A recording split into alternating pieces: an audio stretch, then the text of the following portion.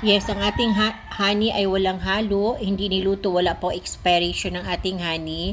Certified and registered po tayo sa FDA. Ang ating honey guys ay ano to siya guys ha, walang expiration dahil hindi natin siya niluto. Yes, hindi natin siya niluto. Ang honey kasi guys kung niluto siya, madali lang po siya mapanis, madali lang po siya masira po. So, kung meron kayong mga honey or sariling harvest dyan na mga wild honey ninyo, huwag nyo lutuin, huwag nyo pakuluan, huwag nyo haluan kahit ano-ano para hindi siya masira, para wala siyang expiration. Kasi ang honey na hindi lutuin, walang additives, walang preservatives, hindi talaga po siya masira. Walang expiration po talaga yan. Yes, thank you Len sa pagpabad sa atin. Thank you Len. Add to cart and check out kayo guys. Ang ating cut off ngayon ay 2 PM po. 2 PM po ang pag-pick up sa ating mga riders, SPX and GMT. Yes, add to cart and check out po kayo guys.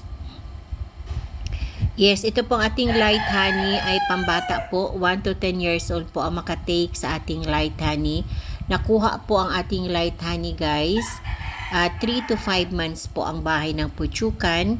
Basta 3 to 5 months, yan po talaga ang kaniyang laman. Light pa po, 3 to 5 months.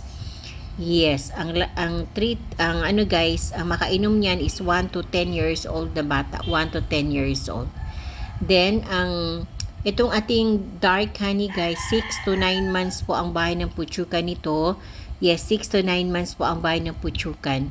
Basta 6 to 9 months po, ano na yan siya, dark na po talaga ang laman yan sa bahay. Hi Angels, thank you sa pag-add to cart sis. Yes, dark na po talaga ang laman basta 6 to 9 months. And then, basta dark honey po, siya po talaga ang may mataas na medicinal properties content, basta dark honey. Para sa may mga karamdaman po, lalo na kung may mga ubo kayo na hindi nawawala, hindi gumagaling. Yes, oo.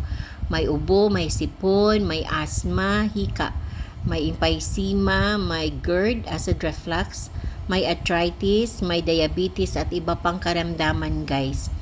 Dark honey po ang ano dyan guys ha, magaling. Ang dark honey, kung kaya ninyo kainin yung isang kutsara na honey na purong-puro na wala halong tubig, yes, gawin po ninyo. Isang kutsara sa morning, isang kutsara sa evening. Yes, 1 tablespoon 1 hour before breakfast and 1 tablespoon 1 hour after dinner po. Yan po ang ano. Kung meron kayo karamdaman, kainin po ninyo ang honey, huwag yung haluan ng tubig. Yes, saka na yung tubig later. Siyempre, inom pa rin kayo ng tubig, pero later na po yung tubig guys ha. Yes, so ipa-absorb nyo muna yung honey sa inyong katawan para makatrabaho po siya. Basta meron kayong mga karamdaman, ganun po ang procedure sa take ng honey. So, yung mga bata, walang problema po ang mga bata kasi kailangan po talaga na haluan ng tubig yung mga bata po. Yes, oo. Pwede din hindi haluan kung kaya nila. Oo, kasi ang light honey, ano ito sis, matamis siya na medyo may kunting asim. Yun po ang lasa sa ating light honey. Matamis siya na may kunting asim. And then, pero masarap siya guys ha. Ang dark honey natin guys, ang lasa niya ay matamis, may kunting asim at may kunting pait. Pero masarap siya dahil sa yung combination niya na dark, asim at pait. Oo. Kasi pag mataas kasi ang medicinal properties guys, meron na talaga yun siyang pait. Oo, kasi 'di ba basta may pait, medicinal talaga 'yan. So 'yun po ang ating dark honey po. Yes. Yes, add to cart and check out po. Thank you Isigani Miranda sa pag-like sa ating live.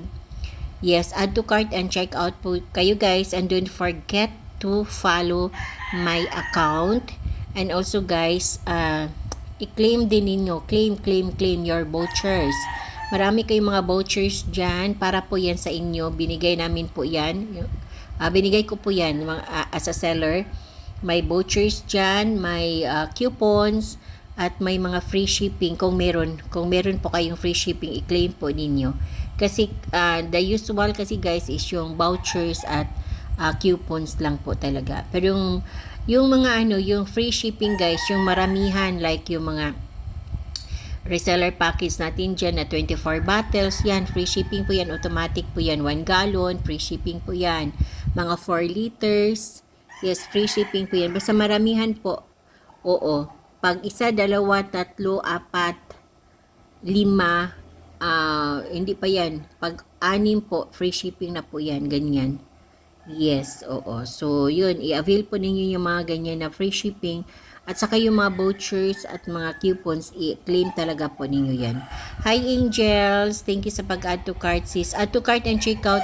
Alam nyo ba guys na ano tayo ngayon? 2 p.m. po ang ating, 2 p.m. po ang ating cut off. Yes, mag-cut off po tayo ng 2 p.m. Kasi yun po ang sa ating guys, yun po ang ating